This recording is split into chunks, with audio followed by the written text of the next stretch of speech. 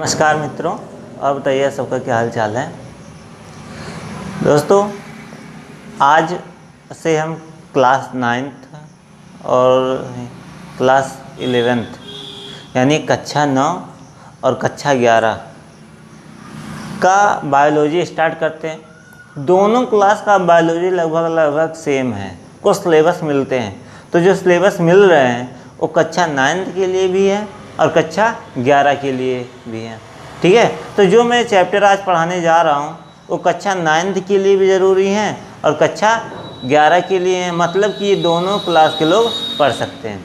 लेकिन उसके पहले हम आपको एक चीज़ बता दें, हम कल पिछले वीडियो में बताए थे कि हमें केवल 2 ही शाखाएं पढ़नी है, एक वनस्पति विज्ञान पढ़ना है, एक जंतु विज्ञान पढ़ना है। क्या पढ़ना है? एक वनस्पति विज्ञान पढ़ना है और दूसरा जंतु विज्ञान पढ़ना है। तो सबसे पहले हम क्या करेंगे कि जंतु विज्ञान पढ़ेंगे। और पहले क्या होता था कि पहले कक्षा 11 और कक्षा 12 दोनों में अलग अलग दे रहा था, कि मतलब कक्षा 11 में जंतु विज्ञान दे रहा था, 12 में वनस्पति विज्ञान दे रहा था, या फिर कक्षा 11 में वनस्पति विज्ञान दे रहा था, 12 में जंतु विज्ञान दे रहा था। लेकिन अब क्या कि सब कुछ एक ही में मिला जुला के दे रहा है। ठीक है, सब पंचमेल खिचड़ी कर दिया है।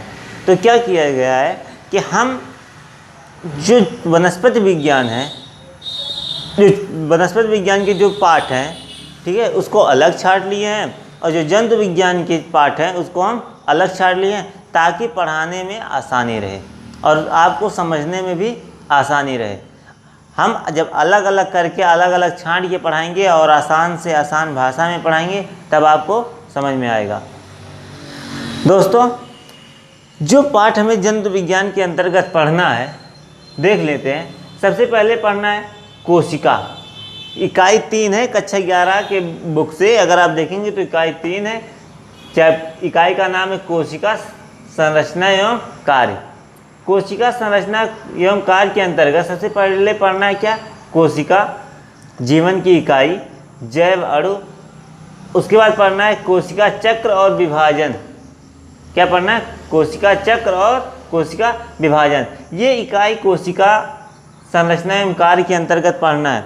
मित्रों, ये जो इकाई है, ये इकाई हम जंतु विज्ञान और वनस्पति विज्ञान दोनों के लिए पढ़ेंगे। अगर यहाँ पे हम इसको पढ़ लेंगे तो वनस्पति विज्ञान में हमें ये लेसन नहीं पढ़ना पड़ेगा, क्योंकि हमें यहाँ जंतु और वनस्पति दोनों के बारे में, दोनों की कोशिकाओं के बारे में हमें बताया गया है। इसके बाद है कक्षा 11 का इकाई 5 मानव शरीर विज्ञान। यानी मानव शरीर विज्ञानी क्या है? एक जंतु विज्ञान है, क्योंकि हम लोग एक जंतु के अंतर्गत आते हैं। तो इसमें पढ़ना है क्या? पाचन एवं अवशोषण पढ़ना है, श्वसन और गैसों का विनिमय पढ़ना है। इसके बाद शरीर द्रव तथा परिसंचरण पढ़ना है। उसके बाद उत्सर्जी उत्पाद एवं निष्कासन पढ़ना है। उसके बाद गमन एवं संचालन पढ़ना है। इसके बाद तंत्रिकीय नियंत्रण पढ़ना है। उसके बाद रासायनिक समन्वय तथा एकीकरण पढ़ना है।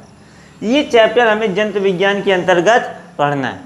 बाकी 11 में जितने भी चैप्टर हैं, 11 की किताब में या सिलेबस में जितने भी चैप्टर हैं, वो सभी वनस्पति विज्ञान के अंतर्गत आते हैं। वो सभी पेड़ पौधों के बारे में पढ़े जाएंगे। और आप जानते हैं कि पेड़ पौधे के बारे में केवल किस में पढ़ा जाता है? वनस्पति विज्ञान में पढ़ा जाता है। और ये सभी हमें किस में पढ़ना है? जंतु विज्ञान में पढ़ना है। तो सबसे पहले हम स्टार्ट करते हैं कोशिका जीवन की इकाई। ये इकाई नंबर 3 का है और 9th का जीव विज्ञान में ये पहला चैप्टर है। ठीक है, कौन सा पहला चैप्टर है? कोशिका जीवन की इकाई। ठीक है, तो सबसे पहले आपको मैं बता दूं कि कोशिका को इंग्लिश में क्या कहते हैं? सेल कहते हैं। कोशिका को इंग्लिश में क्या कहते हैं? सेल कहते हैं। ठीक है, और कोशिका शब्द की उत्पत्ति जो हुई है, कोशिका शब्द की जो उत्पत्ति हुई है, इस सेलुला शब्द से हुई है। ये सेलुला जो है वो लैटिन भाषा का एक शब्द है। ठीक है, किस भाषा का है? लैटिन भाषा का एक शब्द है सेलुला, और उसी से कोशिका शब्द बना है। ठीक है, अब देखते हैं इस सेलुला का जो अर्थ होगा, इस सेलुला का जो अर्थ होगा क्या होगा, एक छोटी कोठरी, यानी सेलुला का अर्थ क्या होगा, एक छोटी कोठरी। ठीक है। अब मैं आपको बता दूं, अगर हम किसी भी छाल को या किसी भी कोशिका को सूक्ष्मदर्शी द्वारा देखते हैं तो छोटी छोटी कोठरी की नुमा वो दिखाई देगा। सर्वप्रथम रॉबर्ट हुक ने कोशिका की खोज की थी, और वो भी कब किए थे, 1665 में। कब किए थे, 1665 में। उन्होंने एक कर्क पे देखा था सूक्ष्मदर्शी द्वारा कि उसमें छोटे छोटे कोष्ठक बने हुए हैं, यानी कोठरी नुमा एक कोष्ठक है, जैसे मधुमक्खी के छत्ते में छोटे छोटे छिद्र होते हैं, उसी तरह ढेर सारी क्या है, कोष्ठक है। और उसी समय रॉबर्ट हुक ने उस छोटे छोटे कोष्ठक नुमा संरचना को कोशिका नाम दिया था। क्या नाम दिया था, कोशिका नाम दिया था, यानी सर्वप्रथम कोशिका शब्द की प्रयोग किया था, या फिर कह सकते हैं कोशिका शब्द का प्रयोग सर्वप्रथम रॉबर्ट हुक ने कार्क के जो पौधा या लकड़ी था उसमें देखने के बाद जो मधुमक्खी के छत्ते की नुमा संरचना उसमें देखा तो उन्होंने बताया कि ये क्या है, कोशिका है, और सर्वप्रथम कोशिका शब्द की उत्पत्ति वहीं से हुई थी। लेकिन रॉबर्ट हुक ने जिस कोशिका की खोज की थी, ठीक है, रॉबर्ट हुक ने जिस कोशिका की खोज की थी वो कोशिका मृत कोशिका थी, यानी वो जीवित कोशिका नहीं थी। ठीक है। इसके अलावा बता दें, यानी इससे पता चलता है कि जो कोशिका होती है अगर वो सूक्ष्मदर्शी द्वारा देखें, जो कोशिका होती है अगर उसको सूक्ष्मदर्शी द्वारा देखें तो चाहे वो पादप हो या फिर वो जंतु हो, दोनों में ये किसके नुमा दिखाई देंगे, कोठरी जैसी दिखाई देंगे, कोठरी के नुमा दिखाई देंगे। ठीक है मित्रों, समझ में आ रहा है ना, समझ में आ रहा है ना। आपको हम समझाएंगे भी और नोट्स भी देंगे, और आप नोट्स बनाते चलिएगा, क्योंकि नोट्स बहुत ज़रूरी होता है जीवन में। ठीक है मित्रों, देखिए तो जो रॉबर्ट हुक ने कोशिका की खोज की थी 1665 ईस्वी में, और सर्वप्रथम कोशिका शब्द का प्रयोग किया था, वो जो कोशिका थी मृत कोशिका थी। तब ये सवाल उठता है कि जीवित कोशिका की खोज किसने की थी। तो दोस्तों मैं बता दूं, जीवित कोशिका की खोज एंटोनिवान ल्यूवेनहॉक ने किया था। कौन किया था, जीवित कोशिका की खोज एंटोनिवान ल्यूवेनहॉक ने किया था। समझ में आ गया इतनी बात मित्रों। मृत कोशिका की खोज किसने की थी, रॉबर्ट हुक ने किया था। कोशिका के जनक को किसे कहा जाता है, रॉबर्ट हुक को किया जाता है। सर्वप्रथम कोशिका की खोज किसने की थी, रॉबर्ट हुक ने की थी। जीवित कोशिका की खोज किसने की थी, एंटोनिवान ल्यूवेनहॉक ने की थी। ठीक है, यानी जीवित कोशिका की खोज एंटोनिवान ल्यूवेनहॉक ने की थी। इतनी बात समझ में आ गई, क्लियर है, कोई दिक्कत है नहीं ना। लेकिन आइए, इतनी बात आ गई ना, ये तो सिलेबस की बात हो गई, लेकिन इससे हट के हम लोग कुछ चीज़ें बताते हैं नोट्स में, और ये नोट्स ज़रूरी है, ये कंपटीशन में बहुत ज़रूरी होता है। जब कोई पेपर आप कंपटीशन का देने जाएंगे, जैसे यूपीपी हो गया, कोई भी पेपर आप देने जाएंगे, तो इस तरह से क्वेश्चन बायो से आते हैं। जो हमने सोचा है कि हर वीडियो में कुछ नोट्स बताएंगे और कुछ लास्ट में कुछ ऐसा क्वेश्चन आपको देकर जाएंगे और आप उसका आंसर कमेंट बॉक्स में लिखेंगे। तो पहले इस क्वेश्चन को देख लेते हैं।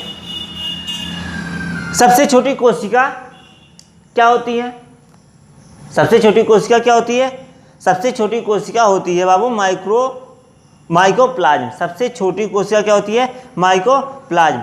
सबसे बड़ी कोशिका शुतुरमुर्ग का अंडा। क्या होता है, सबसे बड़ी कोशिका क्या होता है, शुतुरमुर्ग का अंडा। लगभग 2.5 किलो का इतना बड़ा बड़ा अंडा होता है शुतुरमुर्ग का।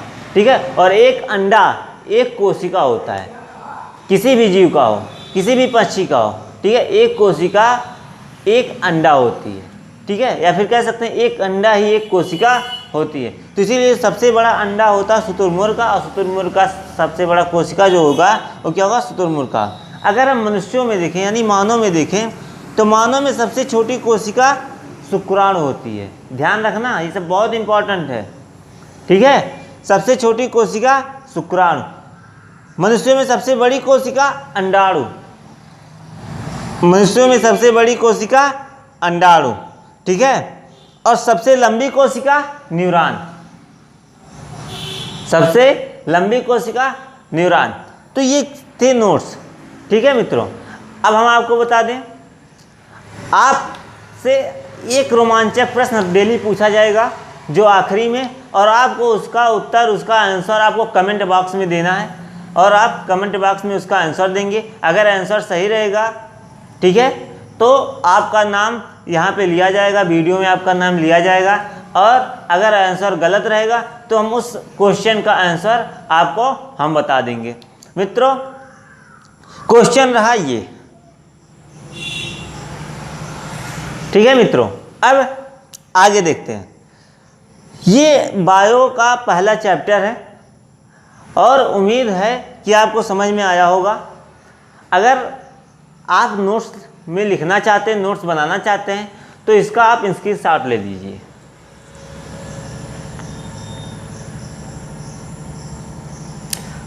ठीक है मित्रों, अब आपसे अनुरोध है कि आपको अगर ये वीडियो अच्छी लगी हो, समझ में आया हो, तो हमारी इस वीडियो को लाइक कर दीजिए, सब्सक्राइब कर दीजिए और शेयर कर दीजिए, ताकि हमारा मनोबल बढ़े और हम आगे इसी प्रकार वीडियो बनाते रहें।